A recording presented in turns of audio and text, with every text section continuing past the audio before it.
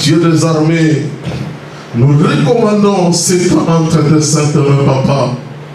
Merci, oh Dieu, pour la grâce que tu nous accordes ce soir d'être dans ta présence, d'être dans ta maison, pour écouter la parole.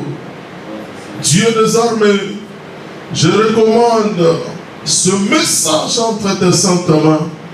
Saint-Esprit, assistez-nous. Saint-Esprit, enseigne encore ton peuple ce soir. Toi qui connais la pensée de Dieu, toi qui connais l'état réel de notre vie, nous te prions, Dieu des armées, de nous enseigner ta parole. Oh, que la parole de ce soir puisse trouver encore une bonne place dans notre vie. Que la parole de ce soir trouve encore une place capitale dans notre cœur.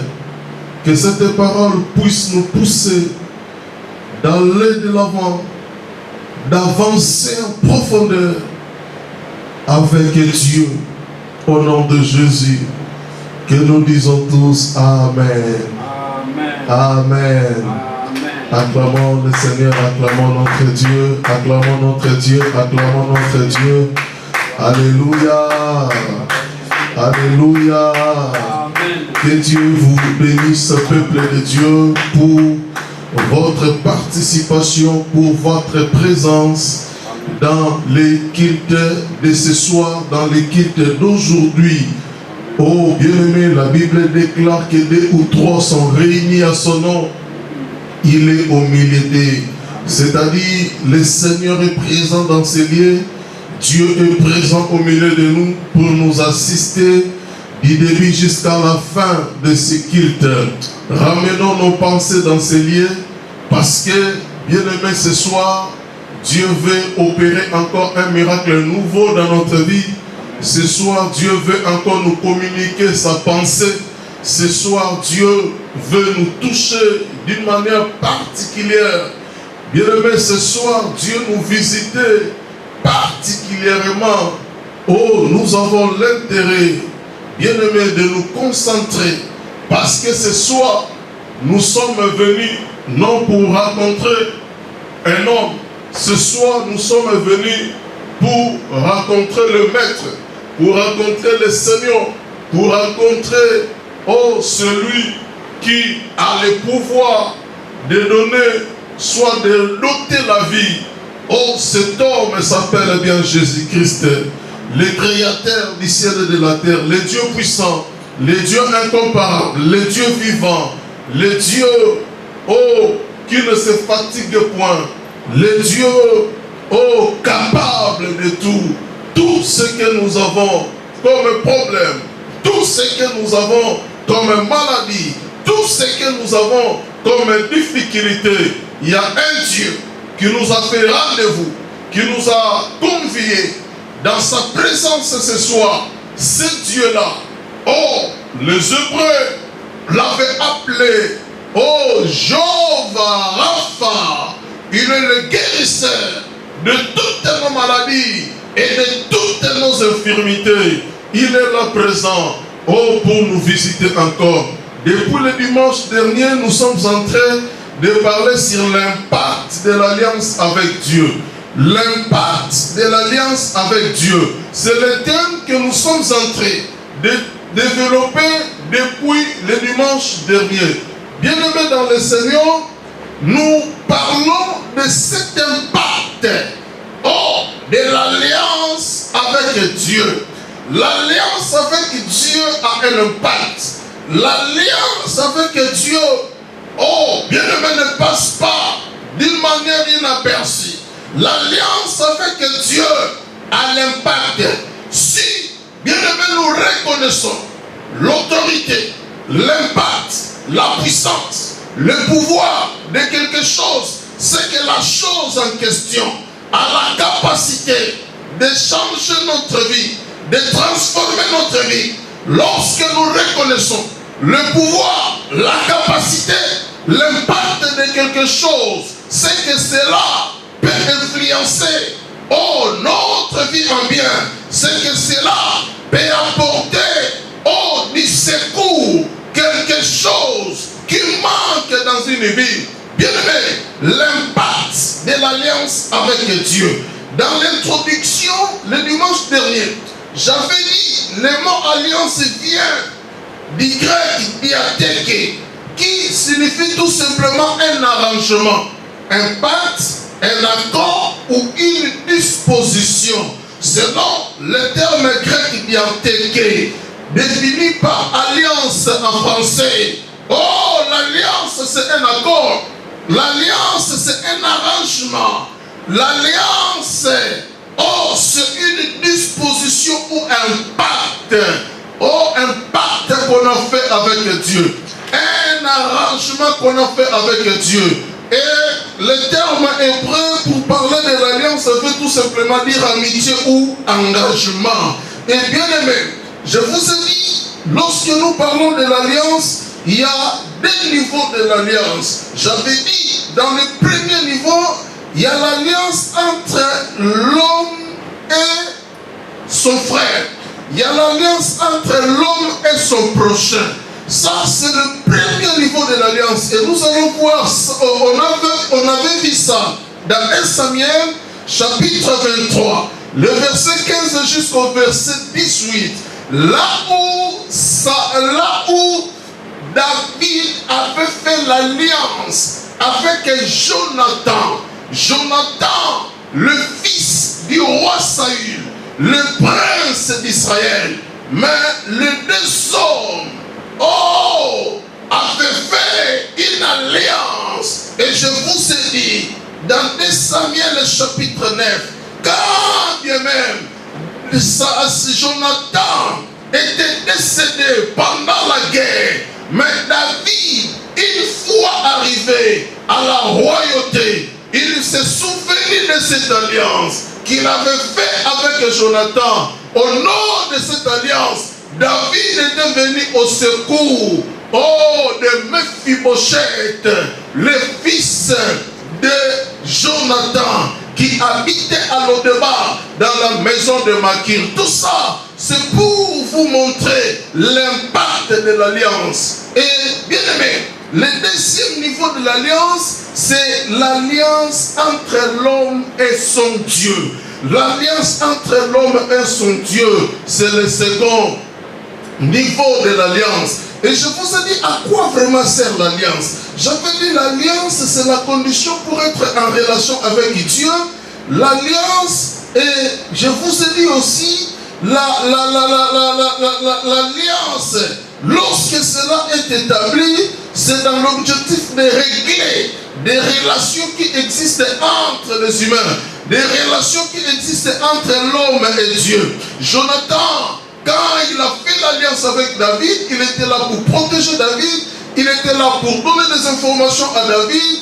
Quand son père manigançait, quand son père mijotait quelque chose contre David, Jonathan était là pour tout dévoiler à David afin d'épargner sa vie. Et David, une fois arrivé à la royauté, si Jonathan vivait encore, Jonathan devait occuper le second rang. Mais du fait qu'il était mort, David est venu au secours de son fils Mephibosheth. L'alliance a encore l'impact aujourd'hui. Raison pour laquelle nous sommes en train de parler sur l'impact de l'alliance avec Dieu. Et bien aimé, je vous ai aussi parlé d'Abraham qui avait fait l'alliance avec le roi de Guérar, le roi Abimelech. Cette alliance était faite à Beersheba, c'est-à-dire puits du serment. Là où cette alliance a été faite, bien aimé, et l'alliance parlait de la paix entre le peuple d'Abraham et le peuple d'Abimelech, entre la descendance d'Abraham et les descendants d'Abimelech. Et bien aimé, ça c'était l'alliance. Et le dimanche dernier, j'avais continué dans le deuxième point pour parler sur les 8 alliances de Dieu. J'avais parlé des 4 alliances, je continue les 4 dernières alliances qui restait le dimanche dernier aujourd'hui, je vous ai dit dans la Bible de Genèse jusqu'à l'Apocalypse, Dieu a traité 8 fois l'alliance, dans 8 périodes différentes avec son peuple. Je vous ai dit la première alliance, c'était l'alliance en Adam, l'alliance en Éden. L'alliance en Éden, c'est-à-dire l'alliance avec Adam. Et la deuxième alliance, c'était vu le dimanche dernier. Je fais un rappel pour prendre la partie d'aujourd'hui. La deuxième alliance, c'était l'alliance avec Adam déchu. Là, l'alliance avec Adam après la chute. La première alliance, c'était l'alliance avec Adam avant la chute. La deuxième alliance, c'est l'alliance avec Adam déchu, avec Adam après la chute. Nous allons voir ça dans Genèse chapitre 3, le verset 15. Et la troisième alliance, c'est l'alliance avec Noé, ce fils. Dans Genèse chapitre 9, le verset 11 à 13, Dieu avait fait aussi la troisième alliance avec Noé. Et quatrième alliance, c'est l'alliance avec Abraham. Dieu avait fait la quatrième alliance dans la Bible avec Abraham. Il avait promis de donner la terre à Abraham, de donner une portion de terre à Abraham et à sa descendance. Et bien aimé, c'était la quatrième alliance de Dieu. C'est là où on a fait arrêter le dimanche. Je continue aujourd'hui. La cinquième alliance de Dieu. La cinquième alliance, c'est l'alliance avec Moïse et le peuple hébreu. L'alliance avec Moïse et le peuple hébreu. L'alliance que Dieu a fait avec Moïse, bien aimé, sur le mont Sinaï. Nous allons voir Exode chapitre 19, le verset 5 jusqu'au verset 6. Exode chapitre 19, le verset 5 jusqu'au verset 6. La Bible dit, maintenant, si vous écoutez ma voix, et si vous gardez mon alliance, vous m'appartiendrez entre tous les peuples, car toute la terre est à moi. Vous serez pour moi un royaume de sacrificateurs et une nation, ô sainte. Voilà les paroles que tu diras aux enfants d'Israël. Bien aimé, cinquième alliance, l'alliance avec Moïse et le peuple juif. Dieu dit, maintenant, si vous écoutez ma voix et vous gardez mon alliance, il lui parle dans le désert, sur la montagne de Sinaï, à son serviteur Moïse. Il dit, oh, dans cette alliance, il dit, vous serez pour moi un royaume de sacrificateurs et une nation sainte. Oh, voilà les paroles que tu diras aux enfants d'Israël. Bien-aimé, Dieu a fait cette alliance dans le désert, sur le mont Sinaï, avec Moïse, pour dire que à partir d'aujourd'hui, vous serez mon peuple. L'alliance que moi je fais avec vous aujourd'hui, vous allez garder cette alliance. Vous serez à jamais à moi. Vous serez mon peuple. Oh, car toute la terre est à moi. Bien-aimé, lorsque Dieu réclame, oh, lorsque Dieu demande la paternité, c'est-à-dire, il vise, oh, d'abord, bien-aimé dans le Seigneur, la pureté dans la vie de ces gens-là. Lorsque Dieu, bien-aimé dans le Seigneur, déclare la paternité, il veut, oh, qu'il soit le Père. Il veut que nous soyons ses enfants, bien-aimé dans le Seigneur. C'est-à-dire, il veut que sur la terre, nous puissions être ses représentants. Nous puissions, oh, bien-aimé, faire véhiculer son image. Il veut que nous puissions les témoigner aux nations.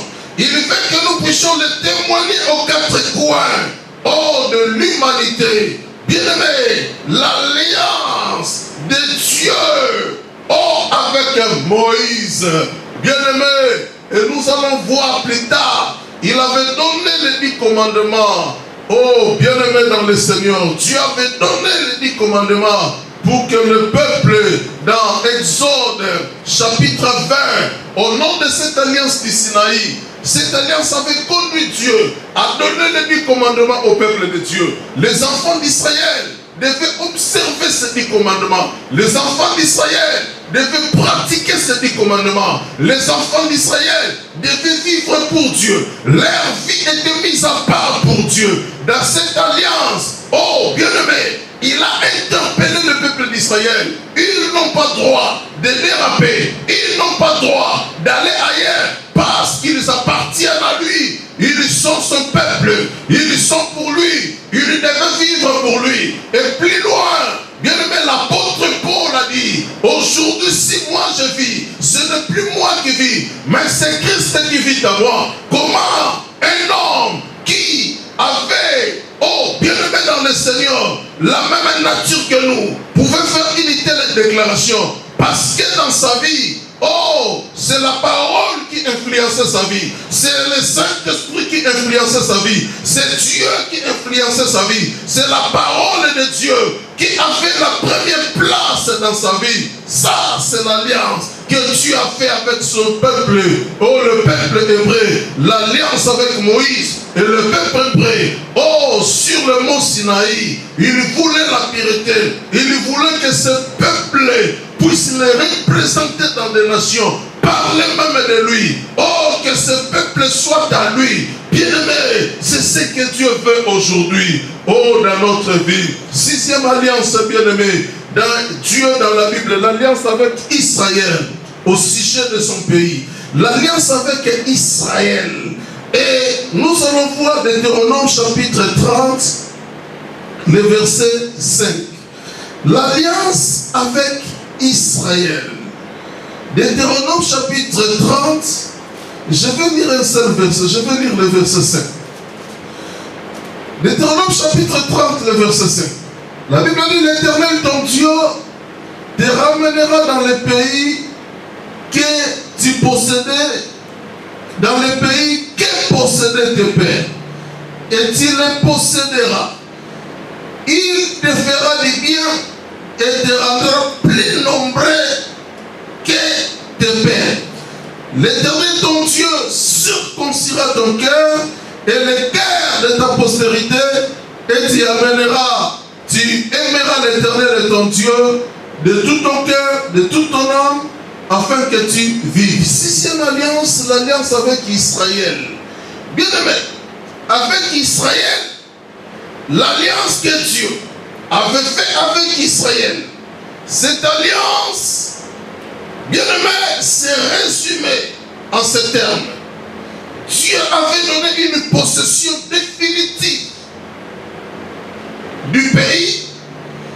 Dieu, dans le second plan, il avait donné la restauration finale à son peuple.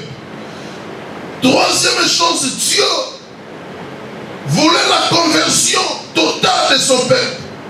Et les jugements, 4e élément, est le jugement de ses oppressés. Dieu a fait l'alliance avec Israël. Il a dit à Israël que l'Éternel ton Dieu te ramènera dans le pays que possédaient tes pères. Pendant la famine, Israël s'est retrouvé en Égypte. Il s'est retrouvé, Jacob s'est retrouvé en Égypte. Il s'est retrouvé en Égypte. Mais Dieu a fait l'alliance avec Israël. Il a dit, je ramènerai, l'Éternel ton Dieu te ramènera dans le pays que possédaient tes pères. Et bien aimé dans le Seigneur, l'alliance était déjà faite depuis longtemps. Et nous allons voir sa descendance. A pris le temps en Égypte. Sa descendance a vécu en Égypte. Ses enfants étaient en Égypte. Mais Dieu avait promis dans cette alliance leur libération. Et Dieu a accompli cela. Bien-aimé dans le Seigneur. Et Moïse était là, le libérateur, pour amener Israël dans leur pays. Oh, c'est merveilleux. Septième alliance, l'alliance avec David. L'alliance que Dieu avait fait avec David. L'alliance de Dieu avec David, septième alliance. Dieu avait promis que le trône ne quittera jamais la maison de David. David, roi d'Israël, l'homme selon le cœur de Dieu. Dieu avait traité l'alliance avec lui pour dire, oh, même après toi, le trône d'Israël sera toujours occupé par l'un de tes enfants. Et nous allons constater, après, lisons 2 Samuel chapitre 7, le verset 16, pour voir ça. 2 Samuel 7, 16. Alléluia. Amen. 2 Samuel chapitre 7, je lis juste le verset 16 avant d'avancer. 2 Samuel 7, 16. La Bible dit, ta maison et ton règne seront pour toujours assurés. Ton trône sera pour toujours affermi. Ton trône sera pour toujours affermi. Donc Dieu, dans la septième alliance qu'elle a fait avec David, elle a promis que la royauté ne devait en aucun cas quitter la maison de David. Donc c'est-à-dire les enfants de David seront toujours à la tête du royaume. Les enfants de David, oh, seront toujours en train de régner sur, oh, la tête d'Israël. Ils vont chapeauter. Et Dieu a dit cela. Après David, nous allons voir, Salomon était venu au pouvoir, le fils du roi David. Et après Salomon, nous allons voir le fils du roi Salomon, le petit-fils de David, Roboam, avait pris le pouvoir. Mais pendant le règne de Roboam, il y a eu un schisme, il y a eu une séparation. Oh, le pays était divisé, le pays était séparé en deux parties. Bien-aimés, au point que, oh, le fils du roi Salomon, le petit-fils, oh, du roi David, avait perdu du royaume et le pays était séparé en deux. Jéroboam avait pris 10 tribus. Il est parti au nord. Il a fait son pays, oh Israël, parce que c'est lui qui avait 10 tribus. Oh, la majorité des tribus, il lui baptise son pays, oh Israël, et Samarie était leur capitale. Dieu s'est souvenu de l'alliance qu'il avait faite avec David, que la royauté ne quittera pas sa maison. Et Dieu a conservé quand même des tribus. La tribu de Lévi et la tribu de Juda. Il a conservé ces deux tribus à la maison de David. Et bien aimé, Roboam régnait dans le royaume du nord. Oh, leur pays était, bien aimé dans le Seigneur, leur pays était devenu Juda et la capitale toujours Jérusalem, avec des tribus seulement. Et Roboam régnait toujours comme un roi avec des tribus, la tribu de Lévi et la tribu de Juda. Bien aimé dans le Seigneur, pourquoi même pendant la séparation, mais des tribus étaient restées fidèles dans la maison de David. Oh, des tribus n'avaient pas bougé pour aller chez Jéroboam. Des tribus étaient restées. Bien aimé, pourquoi? Parce que Dieu avait fait l'alliance avec David, que la royauté ne quittera pas son pays, ne quittera pas ta famille. Et Israël était divisé en deux. Il y a eu deux royaumes. Le royaume du nord et le royaume du sud. Pourquoi? Bien-aimé, ni était cette alliance que Dieu avait fait avec David. Oh, le royaume, oh, bien-aimé, serait entre les mains, oh, de quelqu'un d'autre. Mais au nom de cette alliance, tu as préservé des tribus. Oh, pour que cette alliance, oh, ne soit pas violée. Parce que la Bible dit qu'il ne viole pas son alliance, ni le jour ni la nuit. C'est là où nous sommes en train de parler sur l'impact de l'alliance avec Dieu. Et huitième et dernière alliance que Dieu a fait dans la Bible, c'est la nouvelle alliance. C'est la nouvelle alliance inaugurée par le sang de Jésus-Christ. Ça, c'est la dernière alliance. Oh, nous allons lire Luc chapitre 22, le verset 20. Luc chapitre 22, Luc chapitre 22, le verset 20. Luc chapitre 22, le verset 20. La Bible dit, il prit de même la coupe après le souper et la leur donna en disant, cette coupe est la nouvelle alliance à mon sang qui est répandue pour vous. Hébreux chapitre 12, le verset 24, pour faire les liens. Hébreux 12, 24. Hébreux 12, 24. Hébreux 12, 24 et Hébreux 12, 24. Jésus qui est le médiateur de la nouvelle alliance et du sang de l'aspersion qui parle mieux que celui d'Abel. Luc 22, le verset 20, la Bible dit que cette coupe est la coupe de la nouvelle alliance par le sang. Et Hébreux 12, 24, la Bible dit que Christ est le médiateur d'une nouvelle alliance. La huitième alliance de Dieu dans la Bible, c'est l'alliance, c'est la nouvelle alliance. La nouvelle alliance inaugurée par le sang de Jésus-Christ.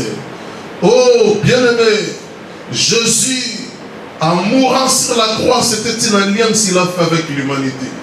Il a versé son sang. Et ceux qui croiront à lui, ceux qui croiront à cette œuvre qu'il a accompli sur la croix du Calvaire. Oh, c'était l'alliance pour donner le salut à l'homme. Raison pour laquelle, après l'avoir arrêté dans notre vie, c'est-à-dire nous sommes d'accord avec lui. Oh, pour cette alliance qu'il a fait avec nous, l'alliance nouvelle, l'alliance du sang. Raison pour laquelle, à chaque fois qu'il y a quelque chose, le Seigneur se souvient de son alliance, il se souvient de la croix et il vole au secours de l'homme. La croix, oh, c'est la base du christianisme aujourd'hui. La croix, c'est l'élément principal du christianisme aujourd'hui. Ni d'être la croix, on ne parlerait pas du christianisme. Sans la croix, personne ne suivra Jésus. Personne ne parlera de Jésus. C'est la croix qui a fait qu'aujourd'hui, nous puissions aller à gauche, nous puissions aller à droite, nous puissions aller au nord, nous puissions aller au sud pour parler de Jésus. Oh, c'est la croix qui a valorisé. Oh, la parole, notre foi, c'est la croix. Parce que, bien-aimé, tout ce que nous voyons aujourd'hui, cela était joué sur la croix du Calvaire. C'est sur la croix qu'il avait écrasé le serpent. C'est sur la croix qu'il nous a rendus libres. C'est sur la croix, en versant son sang, oh, il a délivré l'humanité. Il a sauvé l'humanité. La huitième alliance de Dieu, l'alliance nouvelle, inaugurée par le sang de Jésus. C'est le sang de Jésus qui nous a rachetés. C'est le sang de Jésus qui nous a sauvés. Alléluia. Amen. Troisième point pour boucler avec notre message. Parce que Troisième point, comment contracter l'alliance avec Dieu? Parce que nous sommes en train de parler sur l'impact de l'alliance avec Dieu. Comment on peut contracter l'alliance avec Dieu? Comment on peut s'engager à faire une alliance avec Dieu? Là, c'est l'alliance que Dieu a fait dans la Bible. Et maintenant, aujourd'hui, dans les temps actuels, dans ces temps que nous sommes en train de traverser, comment on peut contracter l'alliance avec Dieu? Il y a des volets, il y a les volets spirituels, et là où nous parlons de l'alliance, on peut contracter